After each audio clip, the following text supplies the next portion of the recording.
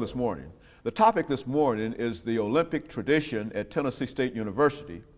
And we're fortunate to have with us the former coach of the women's track team at Tennessee State University, Coach Ed Temple. And Coach Temple, let me welcome you to the show this morning. Thank you, Dr. Haney.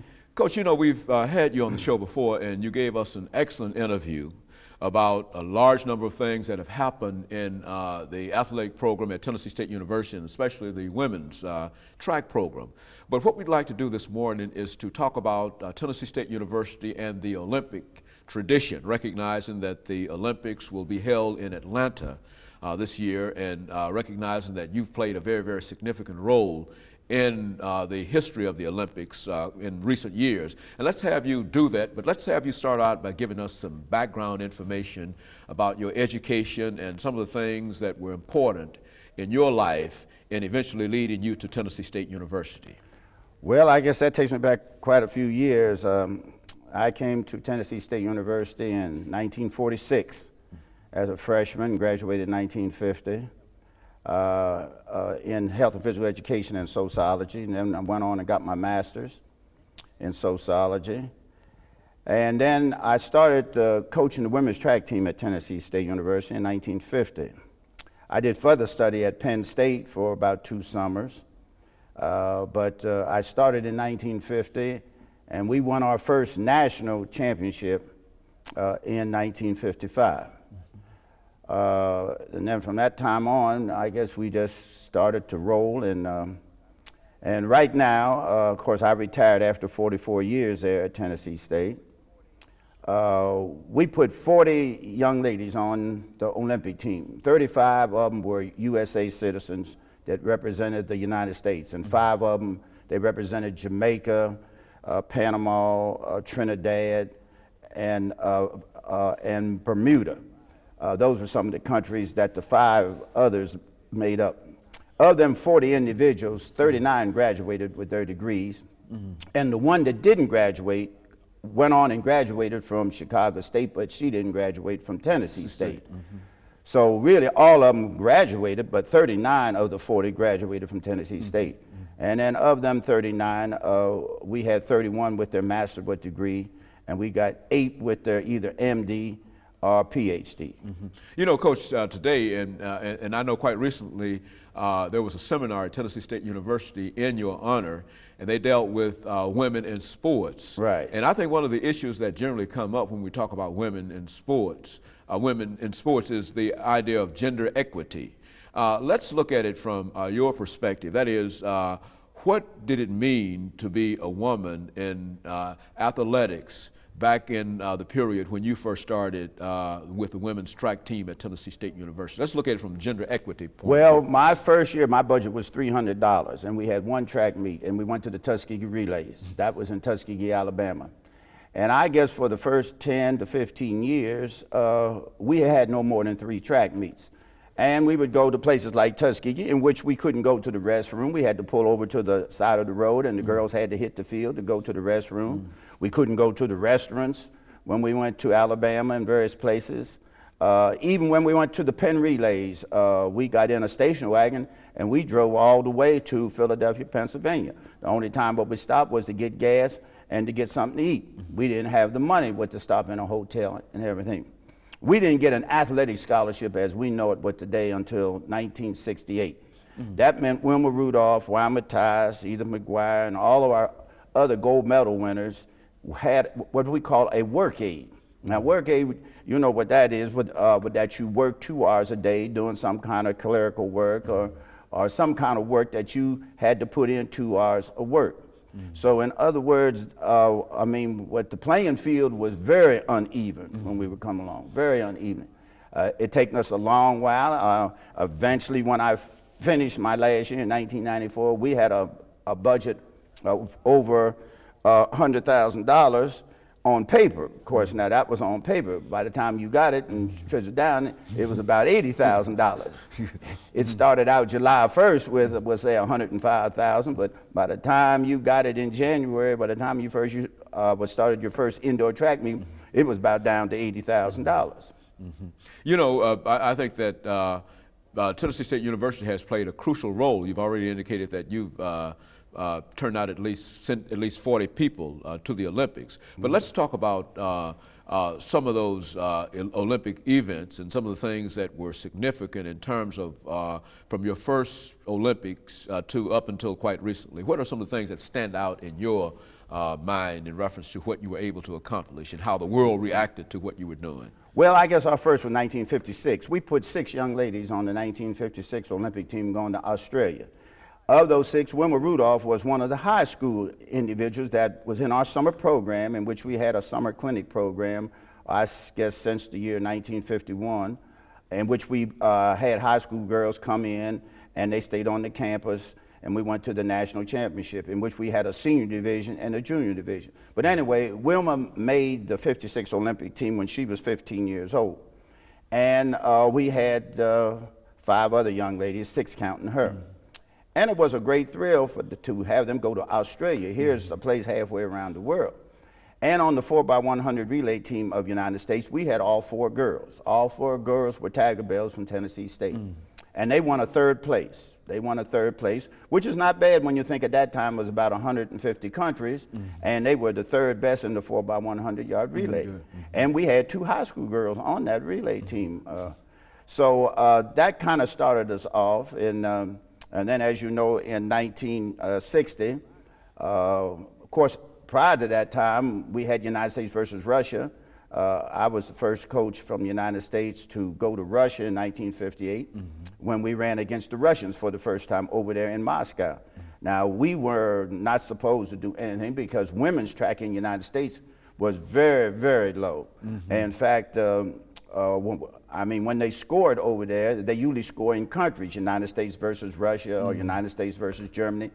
But United States at that time didn't want to score it that way. They wanted to score it the United States men against the Russian men, United States women against the Russian women, because they knew we didn't have nothing.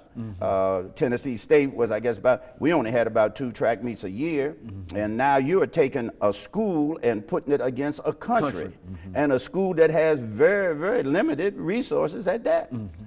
So we had 8 girls on that United States team, and we wasn't expected to do anything. But anyway, I was a coach of the team, and we went over there in 1958 to Moscow. In fact, we had a European tour.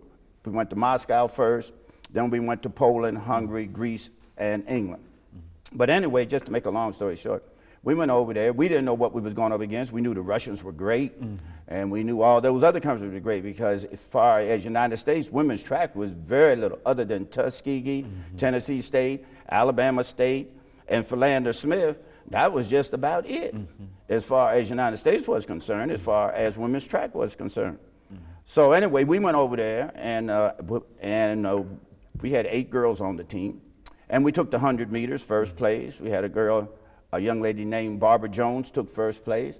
We won the 200, Lucinda Williams won the 200. Then we came back and put a relay team together, all of Tiger Bells, all 4 of them were from Tennessee State, and we whipped the Russians over there in that.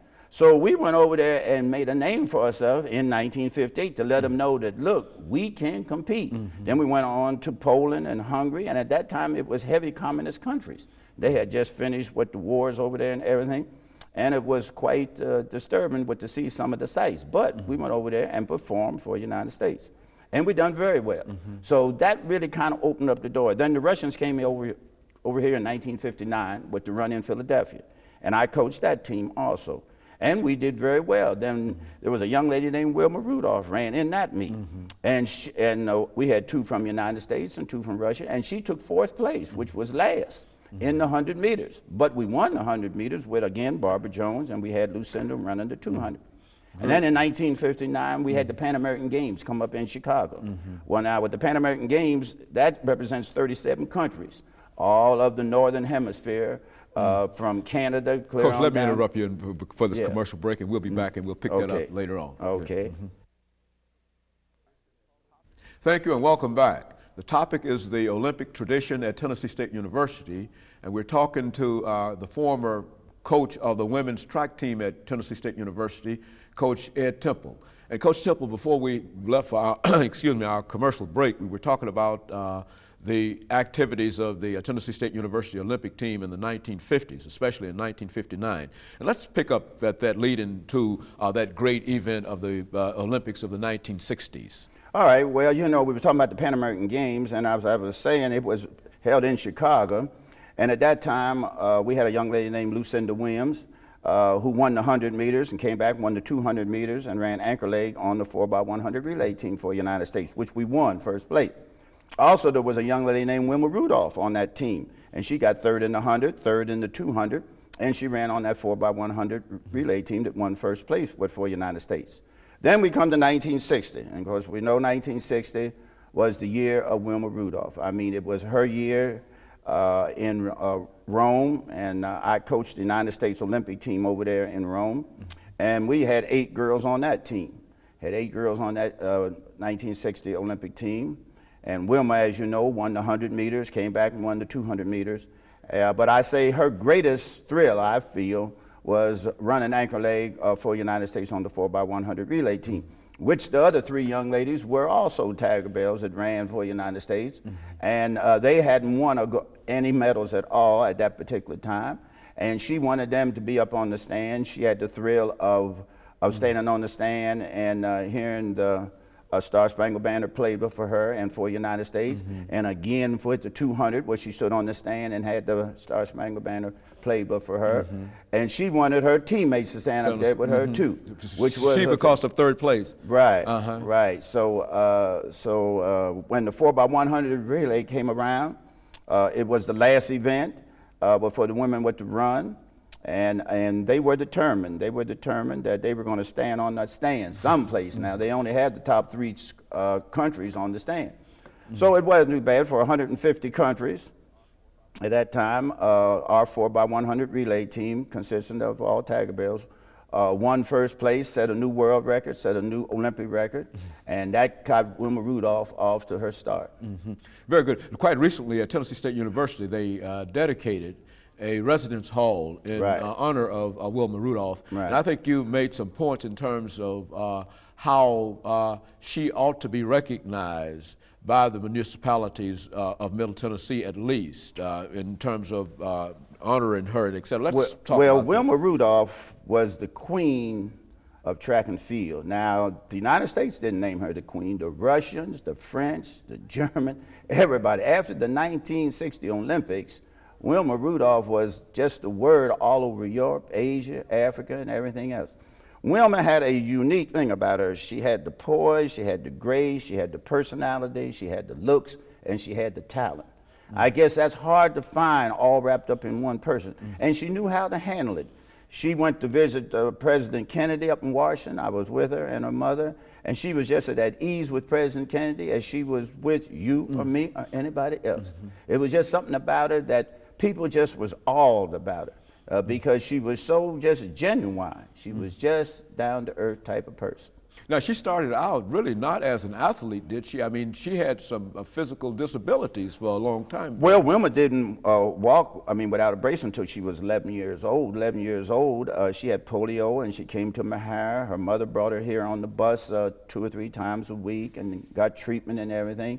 She didn't take off her braces until she was 11. I didn't see her until she was playing basketball at Burt High in Clarksville. She was a tremendous basketball player, but at that time they didn't have anything but for African American girls in basketball. They really didn't have nothing in track other than Tennessee State. And we just happened to see her, and we had that summer program that I was telling you about, and she came into the program. She was a tall, thin young lady. What she had to get stronger and get experience and everything, but she turned out to be excellent. And there's only 2 individuals ever won the Sullivan Award in the state of Tennessee up until now. Now, what the Sullivan Award is the greatest amateur athlete in all sports, football, basketball, men, women, everything. There was only 2 athletes ever won it. Wilma Rudolph won it in 1961, and Tracy Cochins won it in 1976. So those are the only 2. With Tracy Cochins, what she won it in swimming, and Wilma Rudolph, she won it in track and field.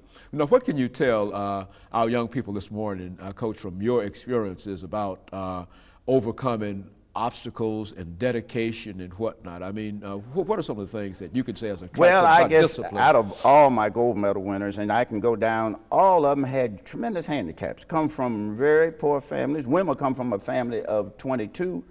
I mean, poor in economics, what we say, but heavy in love and heavy in togetherness. She was number 20 of the 22. But young ladies like Wyoming Tyus, another gold medal winner in the '64 Olympics, and then came back and won it in '68. The first person, man or woman, ever to repeat in the sprints. Jesse Owens didn't repeat in the sprints. All the other ones didn't. Wyoming Tyus did. But all of them come from circumstances that if it wouldn't have been for track opening up the door for them, they would have been, no doubt, they're still in their small town.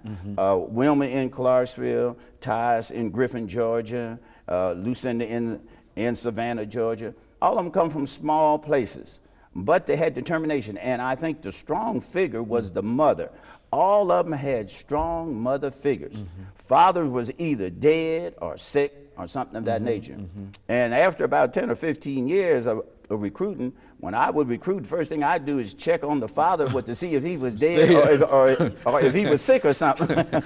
Because I had so many of my top athletes, father was either dead or sick, or father was very sickly. He had worked so hard that he was just wore out. He was just wore out. And so there's no truth to the perception that many people might have that single-headed families, mothers, and et cetera, are not as effective as others. I had strong mother figures, awful strong mother figures. And when I went to go to recruit them, I talked to the mother, and the mother would always tell me, if you have any trouble, just pick up the phone. And I didn't have to pick up the phone very often, because once I picked up the phone and mother called or my mother wrote, I never had no more trouble. And so all of these young ladies depended upon their mothers. Mother was a strong figure. Very strong figure. Very good. And of course, we've got about 35 seconds before this commercial break. And when we come back, we're going to let you talk about some of the more recent events dealing with the Olympics and about the many trips that you made back and forth between Nashville and Atlanta since the Olympics went to Atlanta, and to find out some of the things that are going on now. We're going to first take a minute commercial, and then we'll be right back and talk about some of those things. Let us take this commercial break, and we'll be back with you in just a minute.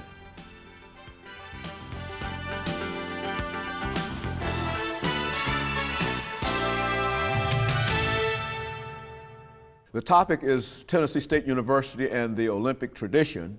And we're talking to the former head coach of the women's track team at Tennessee State University, Coach Ed Temple. And Coach, before we had our second break, we were talking about the Olympics and the impact that Tennessee State University has had on the Olympics. But let's talk about what's going on in Atlanta now, and to have you give us some information relative to the Olympics coming to Atlanta. And I understand at one time Nashville was also in competition for being in the spot that Atlanta is in now. Let's talk about it from that perspective. Well, when they was talking about the 1996 Olympics, Mayor Richard Fulton had a brainstorm that he thought Nashville could be a contender to have it here in the United States. Of course, now he formed a committee, and they did a lot of work. I was a part of that committee.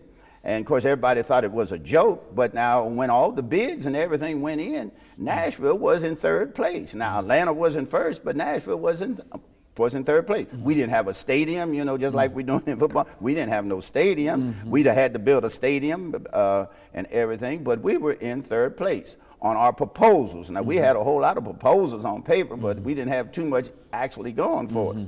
Of course, I mean, when you look at Atlanta, they didn't have all that much going for them either, because they have to build an Olympic stadium. But getting to Atlanta, you know, people thought that really Atlanta's chance was slim and none, and I was one of them, because they are celebrating the 100th modern Olympics, and everybody thought it was going to be in Athens, Greece, because that's where it started. And Athens, Greece wanted it.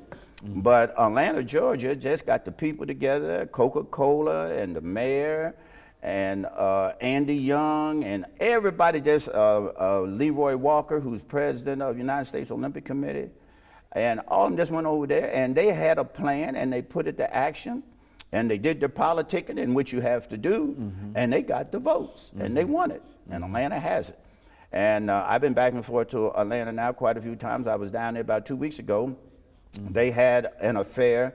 Bell South down there had an affair for all the previous Olympians out of Georgia who had won a gold, silver, or bronze medal, or either works in Georgia now. But they invited me down there as their guest because I had 7 girls on that group, plus we had Ralph Boston, so that made us 8 altogether.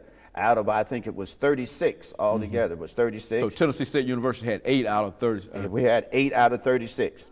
So they had not only track and field, they had boxing, and they had all the other sports. All the other sports were there. And they had a 3-day affair. And it was very nice. I mean, but they honored them, and they made a calendar, and they put all of them on different months of the calendar. And it was very nice, a very nice affair. But Atlanta's moving along. They're about halfway through with the stadium. They're going to bring the track. They're going to bring the ingredients for the track from Italy.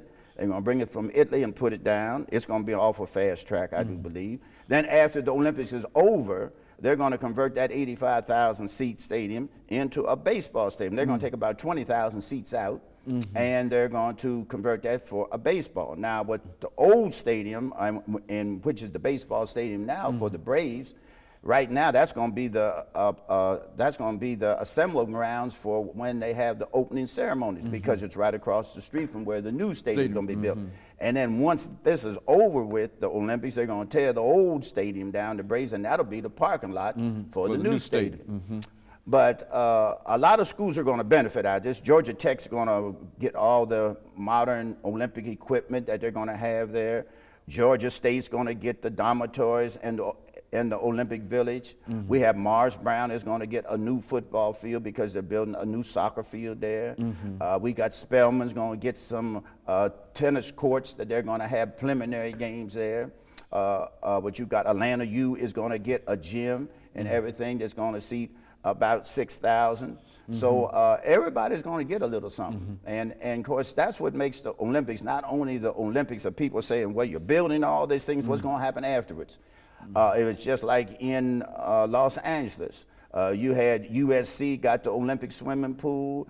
You had UCLA got a new field house. All these schools benefit tremendously, and the state benefits tremendously, because these facilities will be there after the Olympics is over. And if you want to have an international meet of any kind, we'll say in soccer or in track or something like this, you have the stadium already there.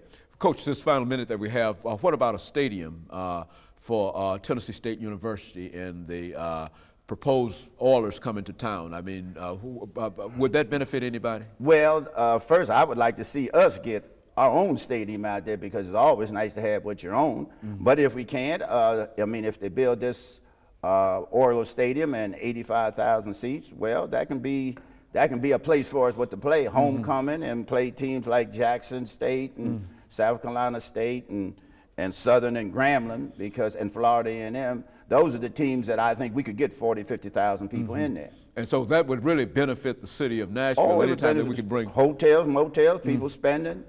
We got to go to Atlanta to play South Carolina State. I was down there, and we had 52,000. We went to Memphis, and we played there, and we had something like 51,000. Now we can bring all that here and have it here in Nashville and have 52 and 55,000. Very good. Coach, and let me thank you during these last few seconds that we have